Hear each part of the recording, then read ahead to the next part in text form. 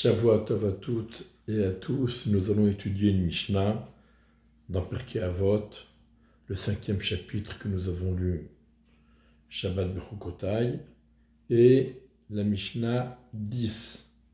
Cette étude sera l'Eloi Nishmat Miriam Bat Esther et l'Eloi Nishmat Etan Shlomo Ben Yael Zichronam Livracha. Je m'inspire pour cette étude du livre Yachel Israël, qui a été écrit par le Rav d'Israël Meir Lao, l'ancien et grand rabbin d'Israël et père de l'actuel grand rabbin d'Israël Ashkenaz.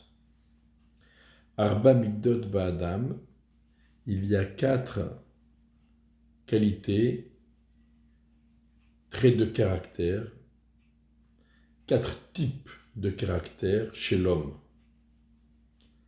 Haomer, Shili, Shili, Veshelach, Shelach, Zomeda Benonit. Celui qui dit ce qui est à moi est à moi, ce qui est à toi est à toi, c'est un niveau moyen. Veyeshomrim Zomida Tzedom. Il y en a qui disent que c'est le niveau de Sedom. Sheli, Shelach, Veshelach, Sheli, Ama Aretz. Celui qui dit ce qui est à moi est à toi, ce qui est à toi est à moi, c'est un ignorant. Amaretz. Sheli, Shelach, Veshelach, Shelach, Hasid. Celui qui dit ce qui est à moi est à toi, ce qui est à toi est à toi, c'est un chassid, un pieux, un bienveillant. Sheli, Sheli, Veshelach, Sheli, Racha. Celui qui dit ce qui est à moi est à moi, ce qui est à toi est à moi, c'est un rachat. Donc nous allons essayer de comprendre cette Mishnah et on va tout d'abord s'attarder sur le fait que la première catégorie, le premier niveau, celui qui dit ce qui est à moi est à moi, ce qui est à toi est à toi, eh bien c'est un niveau ambigu. Certains disent que c'est un niveau moyen et d'autres disent que c'est le niveau de Sedom. Sedom, à propos de laquelle Dieu témoigne que ce sont Vanché Sedom, Raim, Hattaim, Lachem, Meod, que les gens de Sedom étaient des grands fauteurs, des impies. La ville de Sedom a été entièrement ravagée, brûlée par Akadosh Baruch Hu. Et toutes les prières d'Avram Avinu, tout le plaidoyer d'Avram Avinu en sa faveur, n'a pas empêché cette destruction. Alors comment passe-t-on du niveau Mida Benonite au niveau de Sedom? Alors on remarque malgré tout, c'est pas marqué que c'est un juste milieu. Le Rambam Maïmonide met en valeur le juste milieu. Mais là, il n'est pas question du juste milieu. Il est question d'un niveau moyen. Alors, de quoi s'agit-il? Eh bien, tout simplement, quel est le fond de la pensée? Cela ne suffit pas ce qu'on dit, ce qu'on fait, ce qu'on écrit, mais quel est le fond de la pensée qui nous motive? Celui qui dit « ce qui est à moi est à moi, ce qui est à toi est à toi », c'est-à-dire qu'il reconnaît la propriété de chacun sur ses propres biens. Dieu t'a accordé à toi ce qu'il t'a accordé pour remplir les missions qu'il t'a confiées, et à moi, Dieu me donne ce qu'il m'a donné, ce qu'il m'a accordé, parce que pour remplir les missions particulières que sont les miennes. Ce qui est à moi est à moi, ce qui est à toi est à toi. Avec les moyens que Dieu m'a donnés, je remplirai les missions qu'il m'a confiées. Si une mission dépasse les moyens, c'est qu'elle n'est pas faite pour moi. De même, toi, Dieu t'a donné ce qui t'est nécessaire pour accomplir les missions qu'il t'a confiées. Si tu te sens dépassé par une mission, tu n'en as pas les moyens de l'accomplir, elle n'est pas faite pour toi. Mais d'un côté, ce personnage reconnaît la propriété de chacun, il reconnaît que Dieu a donné à chacun, a accordé à chacun la part qui lui revient pour accomplir les missions qui lui sont confiées. Donc d'un côté, c'est bien. D'un autre côté, il ne faut pas se dépasser. Il ne faut pas faire plus que ce qui nous est possible. Il ne faut pas aller chercher chez l'autre de l'aide pour tenter d'accomplir une mission qui apparemment nous dépasse. Donc il n'y a pas de stimulation pour se dépasser, pour faire plus encore que ce que l'on peut. Donc c'est Mida Benonite, c'est un niveau moyen. Et ce niveau moyen peut très vite se transformer en Midat Sedom lorsque on finit par se dire j'ai ce que Dieu m'a donné, il m'a donné à moi, ce qu'il t'a donné, il t'a donné. Et ne te mêle pas de mes affaires, je ne me mêle pas de tes affaires, ne me demande rien, je ne te demande rien. Chacun pour soi et Dieu pour personne. Et là, on est tombé dans Midat Sedom. Mais le passage de l'un à l'autre est très rapide. Il y en a qui disent, lorsque c'est une personne qui pense comme ça et qui s'exprime ainsi, ce qui est à moi est à moi, ce qui est à toi est à toi, c'est pas grave, c'est supportable. Et on appelle ça Mida Benonite. Mais quand c'est Yesh Omrim, ça veut dire qu'il y a beaucoup de personnes qui commencent à penser comme ça et à s'exprimer ainsi et à agir selon cette philosophie. Quand ça devient une philosophie de toute une société, là ça devient Midat Sedom. Lorsque toute la ville pense comme ça, c'est Sedom. Lorsqu'une personne pense comme ça, ça peut rester Mida Benonite. Mais si jamais il y a eu des influences et ça s'est propagé à toute la ville, à tous les citoyens, ça devient Midat Sedom. Sheli, Shelach, Veshelach, Sheli, Amaharetz. Quelqu'un qui dit ce qui est à moi est à toi, ce qui est à toi est à moi, c'est un ignorant. Pourquoi ? Il ne reconnaît pas la propriété de chacun. Il ne reconnaît pas, il ne respecte pas la propriété. Or, c'est vrai, quelqu'un peut savoir quelles sont les principales missions qui lui sont confiées par rapport aux moyens qui lui sont accordés. Si quelqu'un il est très très fort, c'est que il a une mission d'aider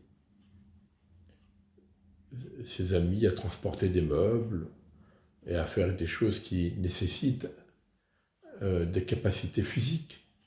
Quelqu'un qui est très très riche, il comprendra qu'il y a une mission de soutenir les institutions de Torah, les institutions de Chesed. Quelqu'un qui est pauvre et qui est maigrichon, donc il sait très bien que sa mission ne consiste pas à transporter des meubles, ni à soutenir des institutions. Mais il peut donner des bons conseils, il peut donner des sourires, quelque chose qui est dans sa capacité, dans ses moyens. Mais si on ne reconnaît pas la propriété de chacun, et si on n'en prend pas conscience, alors ça devient Amaharetz. On ne sait plus ce qu'on doit faire, on ne réfléchit plus, et on reste dans l'ignorance de son devoir. Sheli, Shelach, Veshelach, Shelach, Chassid. Celui qui dit ce qui est à moi est à toi, ce qui est à toi est à toi, c'est un chassid, un pieux, un bienveillant. En disant Shelach, Shelach, ce qui est à toi, il a reconnu la propriété telle qu'un Kadosh Baruch Hu l'a décidé. Ce qui est à toi, ce qu'Hachem t'a donné, t'a confié, ça reste à toi. En disant Sheli, Shelar, ce qui est à moi est à toi, c'est-à-dire ce qu'Hachem m'a donné, il ne l'a pas donné pour que il ne me l'a pas accordé pour que j'en jouisse tout seul, mais pour que j'en fasse profiter les gens autour de moi, Sheli, Shelar. Dans la mesure du possible, je suis prêt à aider, je suis prêt à soutenir, je suis prêt à faire don de ce qu'Hachem m'accorde pour aider les autres. Ça, c'est un chassid. Par contre, Sheli, Sheli, Veshelar, Sheli, Racha. Lui aussi, il est conscient de la propriété. Ce qui est à moi est à moi. Et ce qui est à toi est à moi. Alors, il a la même philosophie que le chassid, mais en sens inverse. Le chassid, il comprend que Hachem a accordé à chacun ce qu'il mérite, ce qui lui revient, ce qu'il a besoin, et il est prêt à donner de ce qui lui a été accordé pour aider l'autre, parce qu'il a compris que ce qu'Hachem nous donne, c'est pas pour en jouir tout seul, mais c'est aussi pour en faire profiter, pour aider autrui. Le rachat, il pense la même chose, mais en sens inverse. Ce que Dieu t'a donné, c'est pour m'aider à moi. Ce qui est à moi est à moi. Mais même ce qui est à toi, tu dois me donner ma part qui est chez toi et qui me revient, tu dois me la donner. Donc, le chassid est conscient de son devoir vis-à-vis des autres, et le rachat est conscient du devoir des autres à son égard. C'est ça la différence entre le chassid et le rachat. Une autre explication à propos de la première catégorie, ce qui est à moi, ce qui est à toi est à toi. Une autre explication a été donnée. Ce qui est à moi fait référence au corps de la personne. Et ce qui est à toi Hachem, fait référence à la neshama de la personne. Sheli, Sheli, Veshelar, Shelar, celui qui dit « Lorsque je me préoccupe de mes besoins corporels, je pense à moi. Je bois pour prendre du plaisir de boire, je prends plaisir à manger, je prends plaisir à me promener, je prends plaisir à m'habiller, etc. Et quand je fais les mitzvot, Shelar, lorsque je fais la prière, lorsque j'étudie la Torah, lorsque j'accomplis des mitzvot, les tefilines, le lulav, etc., Shelar. Dans ce cas, je me concentre et je le fais en ton honneur à Kadosh Baruch Hu. Quand ce sont des choses de mon domaine à moi, corporel et matériel, je pense à moi. Et quand ce sont des choses du domaine spirituel, la Torah, la Tfila, les mitzvot, je pense à toi, Kadosh Baruch Hu. Ce qui est à toi est à toi. Le chassid lui dit non. Sheli, Shelar, Veshelar, Shelar. Bien sûr, quand je fais des actions d'ordre spirituel, les mitzvot, je prie, j'étudie, j'accomplis les mitzvot. Évidemment, je pense à honorer et glorifier Kadosh Baruch Hu. Mais même lorsque j'agis dans mon domaine, le domaine matériel et corporel, lorsque je bois, je mange, je dors, etc., je ne le fais pas pour mon propre plaisir, mais je le fais en l'honneur d'Hachem pour pouvoir être en mesure de le servir au mieux, d'être en bonne santé et d'avoir de l'énergie pour servir Hachem du mieux que je peux. Ça, c'est le chassid. Et le rachat, c'est le contraire. Évidemment, quand il s'occupe de ses propres besoins, boire, manger, dormir, s'amuser, se promener, etc., bien sûr qu'il pense à lui, à jouir des plaisirs de la vie. Mais même quand il est dans le domaine du spirituel, il va à la synagogue pour prier, pour assister à un cours de Torah, il met le talit, les tefilin, il prend le loulav, etc., même quand il accomplit les mitzvot chez l'art, lorsqu'il agit dans le domaine qui appartient à Kadosh Baruch Hu, il pense à lui pour son honneur, pour sa gloire. Regardez mon beau talit, regardez mes belles tefilin, je viens de la prière, je suis le premier, et il s'enorgueillit. Chez l'art, chez lui, même ce qui est du domaine de la spirituel, du domaine divin, eh bien il se l'accapare pour son propre plaisir. Voilà la différence, encore une fois, entre le rachat et le tzaddik. Et le Hamaretz, eh bien lui, il n'a pas de règle. Ça sort comme ça sort, et tout est bien.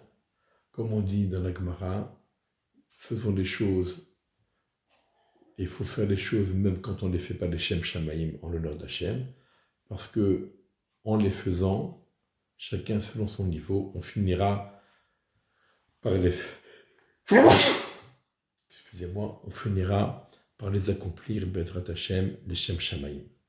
Qu'Akadosh Baruch Hu nous aide à être toujours dans le bon chemin et à toujours penser en premier à Akadosh Baruch Hu. Shavuot Tov et bon préparatif à la fête de Shavuot qui approche.